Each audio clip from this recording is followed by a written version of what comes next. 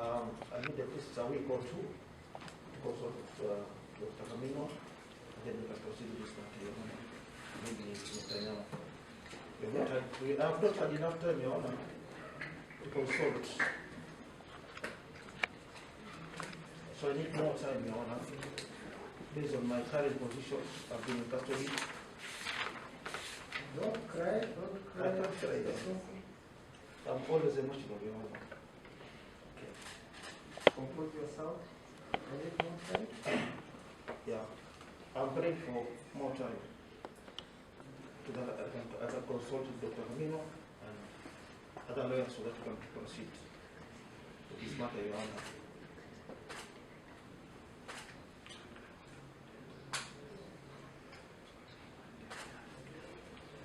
I'm not trying, Your Honor.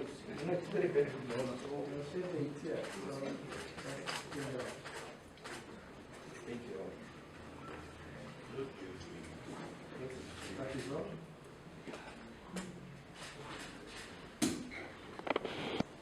I think that is all. Let's hear the response. Yes. Yes, Your Honor, with the permission from my learned senior, we would suggest that 14 days would suffice. If you could measure the matter, if the matter could be measured in 14 days, so that he may have time, even as he gets directions tomorrow on how the bail application will go, to ascertain as to whether in 14 days he'll have had time to sit down, settle on lawyers representing, Yeah? settle on the lawyers that are going to represent him. What have you said in 14 days? In 14 days, probably you could measure the matter in 14 days. If the matter could be measured in 14 days from today, Yeah, for mention. hoping that in that time he'll have been able to settle down on the lawyers that are going to represent him, and also give them time to even read through the proceedings. I'm meant to understand that already 10 witnesses have testified, for them to get to know what they're getting into.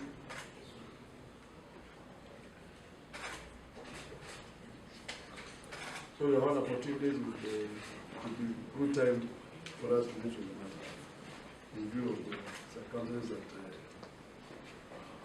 we are constantly in. Change the way we treat our prisoners and our suspects as the courts and particularly our magistrates. They have to put down their foot and say that, look, if so-and-so is being treated this way, we shall not have it. Let them not think that they can only concern themselves with what happens in court. You cannot have someone who has been a governor of a country, looking after millions of people, now being told to sleep on hard cement. It's wrong, it's evil, it's immoral. You cannot have a man who has been a governor of the country, looking after millions of people. You refuse him to take drugs. He may have had some shortcomings, but that's neither here nor there. He still has been a governor. Yes, as Trump will remain someone who has been a president in the Republic of America. Your Honor, I'm therefore making an application to you very respectfully, and I urge you with all the moral strength that you make orders that the governor should be transferred to Musaika police station.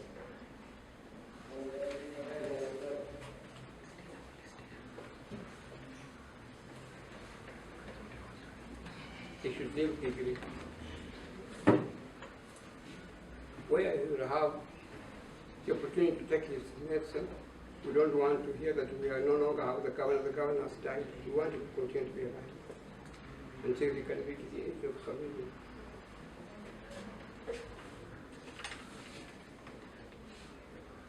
There's another thing that I would like Your Honor to address in your ruling. Waste of public resources.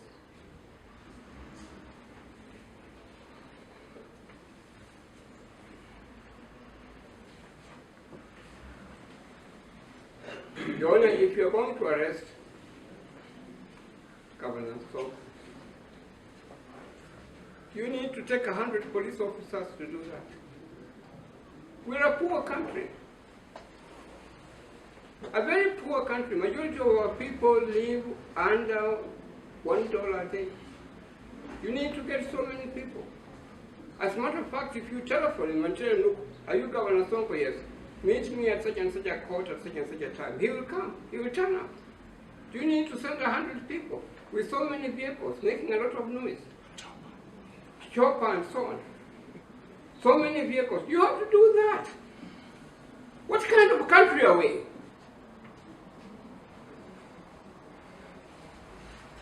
Sending numerous vehicles to arrest one single helpless man?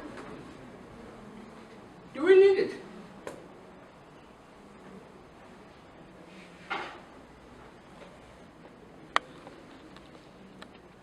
I was recently down in Diani when I went to represent Senator Mugamba and Honorable Member of Parliament Cries. And when we were traveling from one station to Diani police station, I decided to sit by next to Governor, to Senator Mugamba. The speed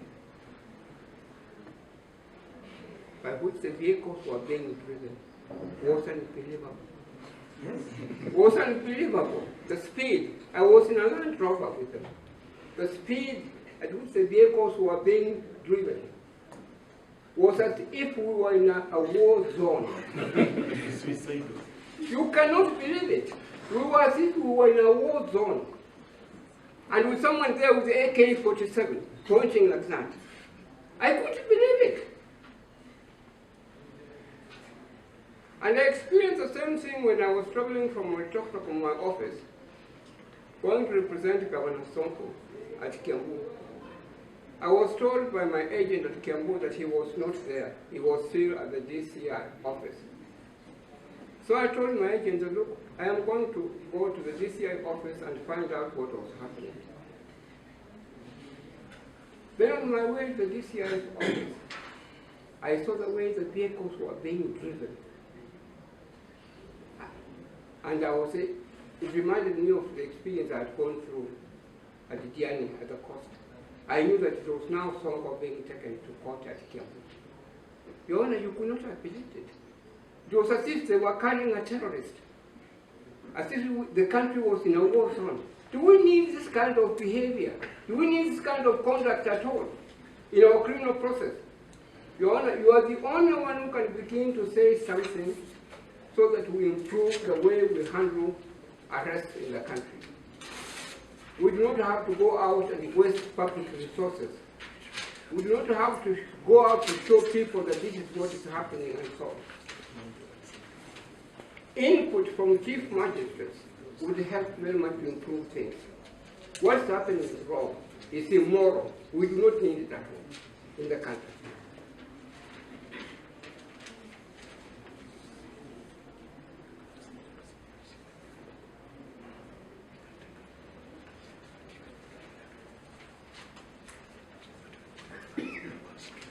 Your Honor, may I say to you, ask you before I sit?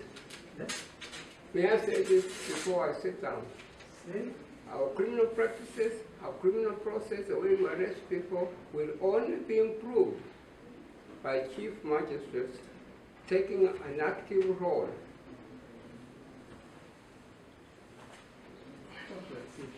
Yes.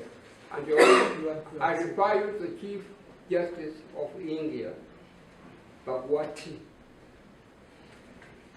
who developed the Commonwealth jurisprudence.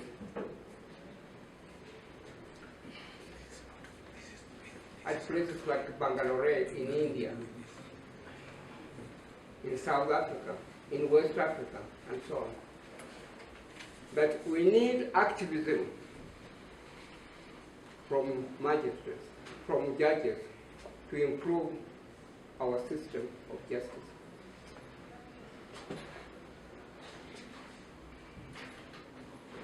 If I may say so with respect, Your Honor, we try to improve it, hence the 2010 Constitution into operation. We suffered for it. We were detained for it.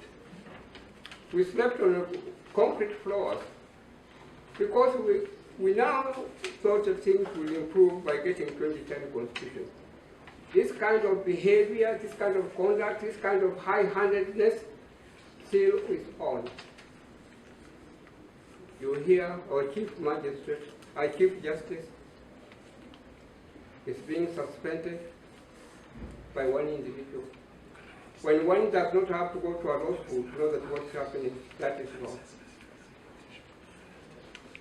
This type of behavior, this type of conduct, unless you arrest them, we shall go back to where we were. And the second revolution will come to nothing. That's all, Your Honor. I urge you very respectfully, make an order for Governor Sonko to go back to Mzaika police station. I'm doing so with tremendous humility. Let us not hide ourselves behind the technicality at all.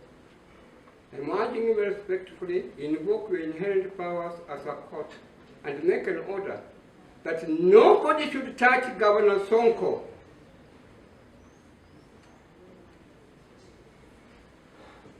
Nobody should arrest him again.